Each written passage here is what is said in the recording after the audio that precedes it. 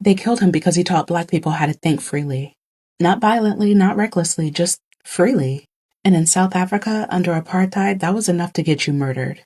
That was Steve Biko. Born in 1946 in South Africa under one of the most violent racial systems on earth, apartheid didn't just separate people by race. It separated them from their sense of self. And Biko saw that early. As a medical student, he saw that Black South Africans didn't just need political liberation. They needed psychological liberation. Because when you've been told your whole life that you're inferior, freedom has to start in your own mind first. He called it the Black Consciousness Movement. It wasn't about hating white people. It was about rejecting the lie of white superiority.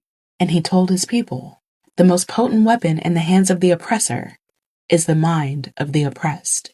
And that terrified the regime, because guns they could control.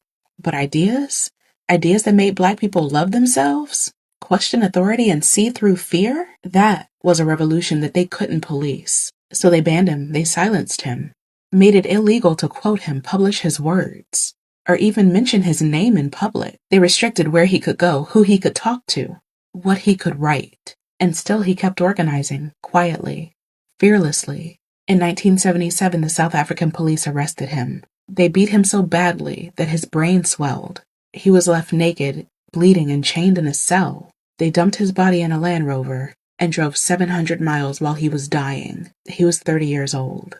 And when he died, the apartheid government called it a hunger strike. But the autopsy showed brain damage, bruises, and blood everywhere.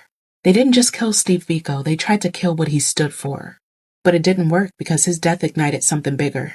The movement that grew from his words would push South Africa towards global pressure, boycotts, and eventually the collapse of apartheid itself. Steve Biko didn't carry a gun, he carried truth. And they feared it more than anything, because he made black people dangerous in the most powerful way possible, by making them unafraid. Say his name, Steve Biko.